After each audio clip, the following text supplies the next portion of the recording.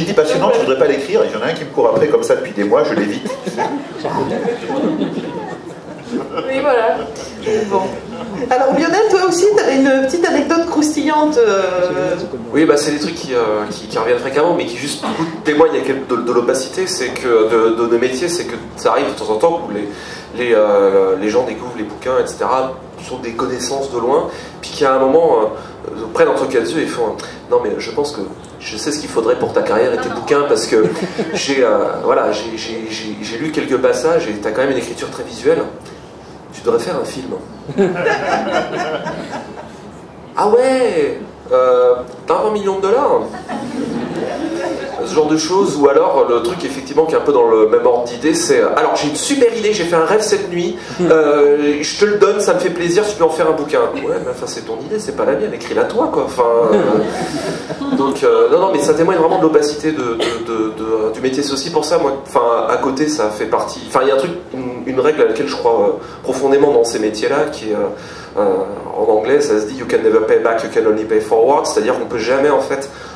Il y a souvent des gens qui sont des facilitateurs, qui un peu nous mettent le pied à l'étrier, nous donnent notre première chance en édition, publient une nouvelle ou acceptent de lire des manuscrits, etc. C'est des gens, on aimerait bien pouvoir leur rendre l'appareil, mais quelque part, comme ils sont plus âgés, probablement plus installés, on ne peut pas jamais leur rendre l'appareil. Ce qu'on peut faire, et qui à mon avis est une bonne chose, c'est on peut essayer par contre d'essayer de faire pareil pour les gens qui viennent après nous. Et c'est pour ça que, voilà, c'est aussi cette opacité des métiers, pour ça que je passe un temps probablement, enfin ma danseuse c'est mon blog, où j'en retire rien à part le fait que j'essaie justement d'un peu lever le voile et de donner un peu des infos, des tuyaux sur la narration, sur le métier, en fait faire ce que j'aurais aimé trouver moi quand j'ai commencé. Donc Johan, pour parler un petit peu de ta vie, donc à une époque, tu es enseignant. Bon, alors enseignant, titulaire, travaille en lycée, ça suppose souvent un plan de carrière, quelque chose où on a une certaine stabilité. Enfin, en tout cas, il y a beaucoup de gens qui passent les concours et qui deviennent enseignants pour dire voilà, ça y est, maintenant je suis posé. Et puis, il y a une certaine sécurité, quelque part. Quand même, le salaire tombe tous les mois. On sait qu'en plus, étant fonctionnaire, on n'est pas soumis aux aléas, en tout cas un peu moins que le salarié qui travaille dans une entreprise qui peut faire faillite, etc. Et alors, du coup, décider d'abandonner ce métier d'enseignant pour aller vers la carrière d'écrivain, à quel moment s'est fait le déclic chez toi? Pourquoi? Et comment tu as pu prendre cette décision-là? Et qu'est-ce que ça a amené derrière? Voilà, alors là, oui, d'abord une petite précision, c'est un petit peu par hasard moi, que je suis devenu prof, puisque quand j'étais étudiant, j'ai fait des études d'histoire comme mon camarade, parce que j'aimais l'histoire, mais après, je me suis très vite rendu compte que ça menait, dans 99% des cas d'enseignement, je me dis, bon, pourquoi pas, mais j'avais aucun plan de carrière, soyons clairs. Ensuite, comment s'est fait le passage? Alors, d'abord, je tiens aussi à préciser, je suis toujours statutairement prof, moi je suis en disponibilité de l'éducation nationale depuis 13 ans maintenant. Donc, si un jour il me venait cette idée complètement incongrue de reprendre le métier, non, à laquelle je ne pense jamais en me levant le matin, j'en aurai toujours la possibilité de me retrouver un jour devant élèves. Comment ça s'est fait? En fait, quand j'ai enseigné que 5 ans. Quand j'ai commencé à enseigner, j'écrivais déjà, et j'écrivais pendant les vacances scolaires, parce que vous n'êtes pas sans savoir, c'est pas un métier de feignant, on a énormément de vacances, c'est une réalité. Donc j'écrivais un livre, mais un livre pour adultes, entre guillemets. Enfin, c'est mes premiers bouquins de SF, La Lune seule le sait et autres, étaient publiés dans les collections dites adultes. Et moi, j'envisageais à aucun moment d'écrire pour la jeunesse. Je n'y pensais pas. C'était un secteur que je ne connaissais pas du tout.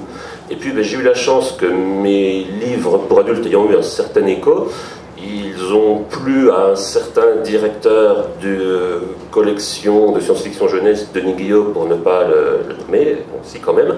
Et c'est lui qui m'a fait du pied pour me dire, bon, il faut que tu écrives aussi pour la jeunesse. Ça s'est fait assez difficilement parce que j'ai mis du temps avant de lui soumettre quelque chose qui lui plaisait vraiment. Mais quand ça s'est fait, les projets jeunesse se sont multipliés, les projets adultes continuaient à être là. Bref, j'avais plus assez de temps pour moi pour être à la fois prof et à la fois écrire tout ce que je voulais écrire. Donc je me suis mis en disponibilité de mon métier, tout simplement. Voilà.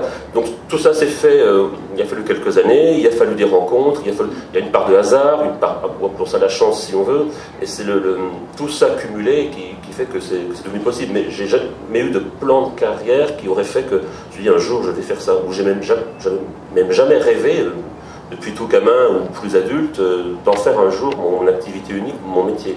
Ça c'est fait, voilà, j'ai eu la chance que ça s'est fait. Et je vais maintenant rebondir sur ce que disaient tous mes petits camarades jusqu'à présent sur la dure réalité du métier. Il y a une formule que j'aime beaucoup, mais qui a été citée par quelqu'un dont j'oublie toujours hélas le nom, peut-être que vous le reconnaîtrez. Notre métier en fait c'est 1% d'inspiration et 99% de transpiration. Voilà, il faut être conscient de ça. Et c'est que ça, voilà. Et une autre personne, là je sais qui c'est Stephen King, qui a dit un jour une belle citation que j'essaie de placer un petit peu partout parce qu'à mon sens elle résume beaucoup les choses. Stephen King a écrit un jour, je crois que c'était dans son livre Écriture, que je conseille aux gens qui veulent écrire. Lisez Écriture de Stephen King, c'est une bible. Et je crois que c'est dans ce bouquin-là qu'il dit à un moment le véritable talent, c'est la persévérance.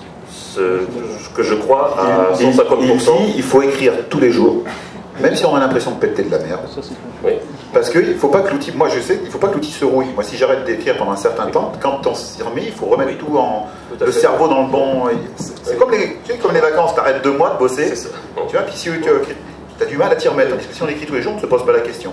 C'est pas forcément bon, on va peut-être jeter tout ce qu'on a fait, c'est pas grave, mais on écrit quand même. Exactement. Alors justement,